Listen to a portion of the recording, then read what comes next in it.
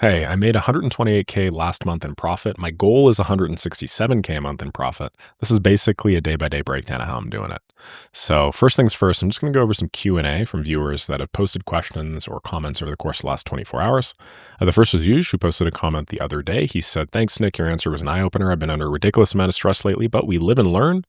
I think going through this painful stage is necessary for growth, and it's given me a lot of clarity for the future." Hell yeah, brother. Hell yeah, brother. Whatever sort of platitude I could probably give you, it's always darkest before the dawn. You need to go through trials and tribulations to make it out the other side. I'm sure you already understand all that stuff, but there's some truth to that. Whatever you are currently doing right now is adding fuel to the fire of the future, and I believe strongly in that. A good question here from Sam. He says, "Great behind-the-scenes workflow. Appreciate your automation insights and walkthroughs as I embark on a partnership with an enterprise systems integration consulting firm." Now, that sounds pretty interesting. I'd be interested to hear a little bit more about that.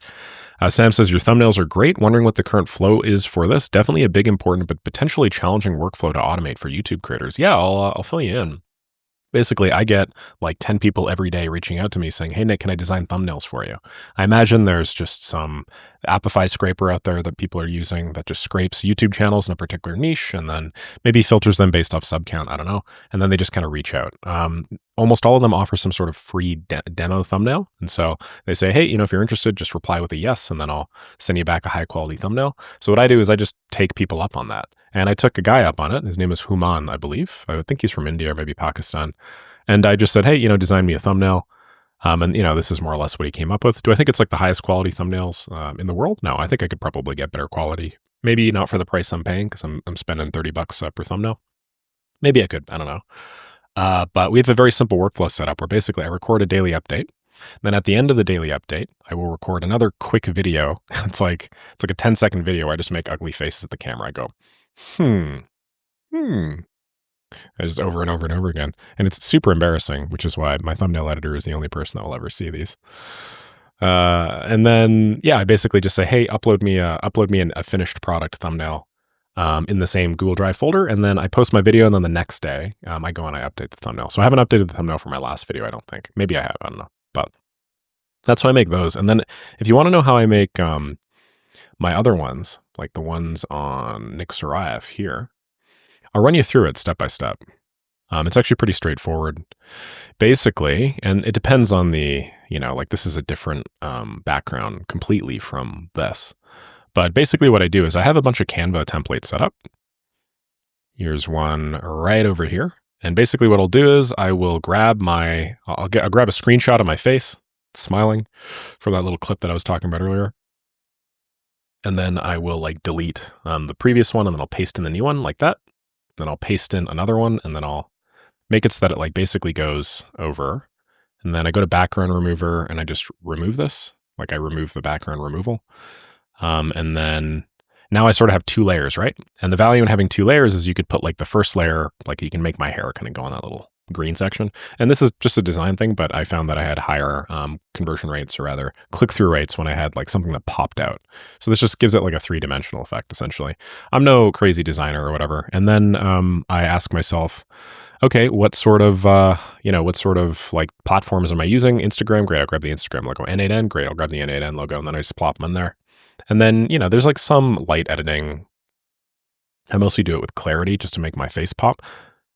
So I don't pump it all the way up to max, but I do a fair amount. I do something like this. And the idea is, if you're just really zoomed out, this is probably about the size of a YouTube thumbnail. It's just easier to see the top one than it is the middle one now, right? So that's it. I don't really spend a ton of time on the thumbnails. To be honest, I think thumbnails are pretty great. I think they're a pretty good example of you creating your own market. So when you produce quality content for a sufficiently long period of time, people associate the quality content that you're producing with the thumbnails that you're putting out. So if you can maintain somewhat of a consistent style with those thumbnails, then whether or not it's technically the optimal thumbnail for, conversion rate and click-through rate, that doesn't actually matter. People will just think, "Oh, wait, I remember that guy. His content's awesome." And then they give it a click instead of, another 100 videos that they could watch. So in that way, it's kind of a self-fulfilling prophecy. You kind of make your own market, which is sweet. So yeah, hopefully that fills you in. Sam, great work on the enterprise systems integration consulting stuff. Keep me posted on that. I liked these specifically so that when I refresh this, I will now have nothing. Wonderful. Let's do a little bit of, let's do my brand stats next. For those of you that don't know, I typically start these off with like a Q&A.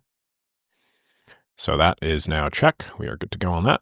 And then I'm now doing brand stats. Brand stats are just me doing like a quick recount of growth over the last 24 hours. So we are in the process of this. I have a little sheet set up here called brand stats. And basically what I'm logging is I'm logging my YouTube growth, I'm logging my Instagram growth, and I'm logging my daily update channel growth. So let's just extend this now. My daily update channel grew quite a bit. We are now at 96 subscribers, which is huge. So I'm going to go back here, plot 96 in there. It is my second largest growth day. My first growth day being February 10th to February 11th. I think it's when sorry, just might have oh crap, I have a meeting in 10 minutes. Okay, I got to wrap this up pretty quick. My first being February 10th to 11th, where I think I like mentioned it in my channel or something, or I mentioned it in my community. But I have a feeling that we're just going to continue to grow. This is not like exponential, but it will be pretty soon, I'm sure.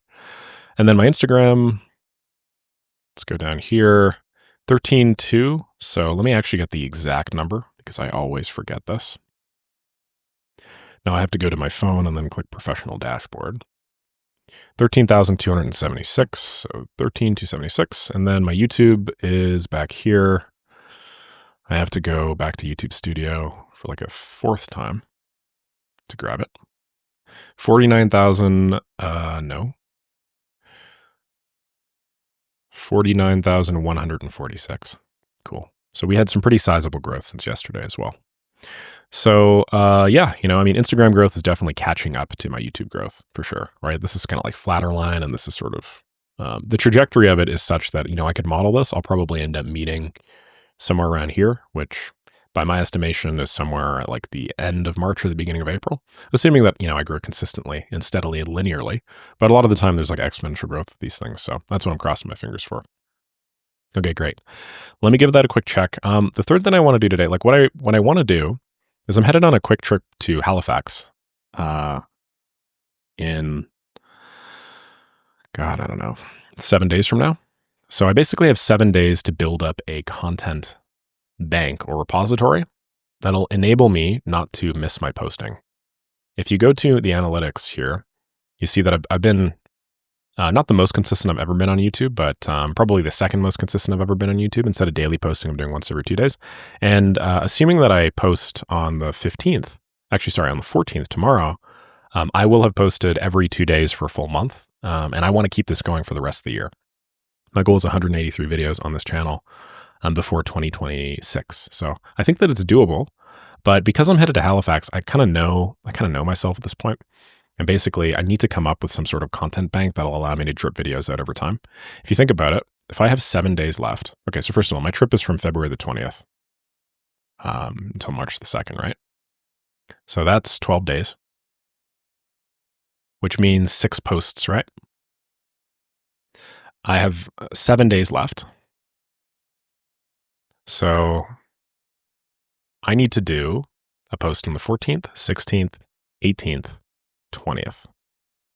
Well, I guess it's 18th. So I need to do 3 posts. So 9 posts in total. And I have 7 days basically to do 9 posts. Not like I don't actually have to do this because I am going to bring all my recording equipment and stuff with me, but I just want to make 100% sure I don't miss this. And sometimes things come up and there's just no way to really know for sure. So maybe I'm not going to do 9 posts. Maybe I'm going to do like, I don't know, maybe I'll do 7 posts. And then I'll have 2 that I can record in Halifax. And then that way I'll be able to maintain kind of my consistent volume there. So that seems reasonable. That basically just means that I need to do a post every single day, or I need to come up with a video every single day, which will be 7 for my main channel plus 7 for the daily update channel. So that'll be kind of 14 videos in total. Plus, I think I'm going to have to record another 14 shorts before the 20th for my new Instagram. So basically, I'm actually going to record 28 videos in 7 days. It's going to be pretty wild. We'll see how that goes. I'm waiting on a new teleprompter purchase to come, the Elgato. So that's going to make the shorts really, really easy, even easier than they are now. But yeah, I basically need to find a way to record 28 videos in 7 days. So if you think about it, Okay, actually, let me just be more realistic with this. The shorts, I have a system that's doing most of this, and then I have an editor that's going to be touching them up. So I actually, I have basically zero responsibilities for this. They're just going to send me over the video and then, sorry, send me over the script, and then I'm going to load up the script, and then I'm just going to talk. So that's actually fine. It's like half an hour. I'm not going to worry too much about that. What I really have to do is I have to do the 14 videos, 7 of which are just daily updates. So that takes me back to 7. That was kind of a circuitous route to get here, but I just wanted to take stock of all the content that I had to produce in the meantime. So if I want to do 7 videos in 7 days, which is the main priority for me right now, just given how much money it prints, I need to come up with, I need like 7 video ideas. I just ran out of video ideas. So I need 7 video ideas. Well, I hired a guy a long time ago to write me 277 titles. He wrote me 277 YouTube titles. So why don't we just start there and let's see how many of these gems we can glean. And basically what I want to do is I want to have about half of them be, okay, so why don't we do this? We'll go 3 N8N videos. Then we'll just do 4 like automation videos. That seems like a good mixture. Basically what I'm doing right now is I'm doing one N8N video to 1 automation video. And then I just go back and forth and back and forth. So I'm just going to go top to bottom and just see if there are any ideas that jump out at me. Something is about to happen with AI automations. Are you ready? That's cool. I mean, it's kind of hype though. How do I feel about the hype? Something is about to happen with AI automations. They're about to blow the hell up. I can make a video on that. What would I talk about, really? Also, do I really like this sort of title? Something's about to happen. Oh my God. No, I don't really like that sort of stuff. So, well, I think it's a good title. I don't know. I really don't like that kind of clickbaity stuff. Probably not going to do that. So something's about to happen. How to get your first. So I did this already. I think I already did this. This doesn't make any sense. This doesn't make any sense. Maybe I think I already did this. The only AI automation you'll ever need just seems unnecessary. Number 1 rule, no. Okay, so I did this. Is it actually that easy to set up AI automations? Here's how, okay, so I did that. New step-by-step blueprint to AI automations, no.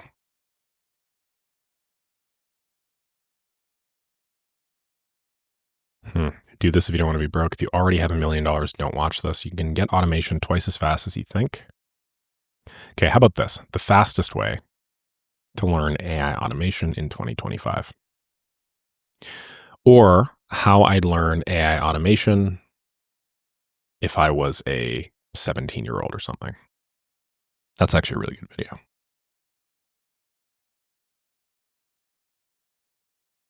How I'd learn AI automation if I was 18 again. Roadmap or something. That's really good. I'll do that. So that's one of them for sure. I don't know if I'm going to do both of these. It's going to be one of these though. So let me just set this up like this. Learn how to run your business on autopilot 2025. Okay. Watch this video before making an AI automation agency. I like this one. That one seems good. It's not super clickbaity, and it's just going to be me pushing back against a lot of bullshit. Okay.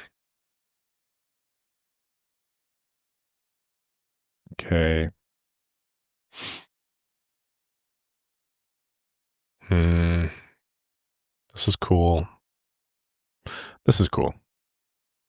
Must make AI automations for beginners. I like that a lot.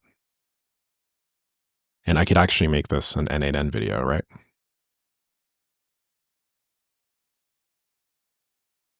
Okay. How to completely automate your business in 2025. That's great. Because I could automate the front end, the middle, the stack, like the back end. I could do everything top to bottom. The only AI automation agencies need? No. Hmm.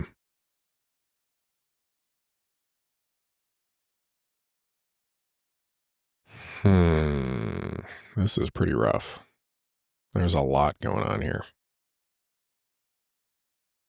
Okay, I got one more minute and then I gotta sign off. See if we can get one more.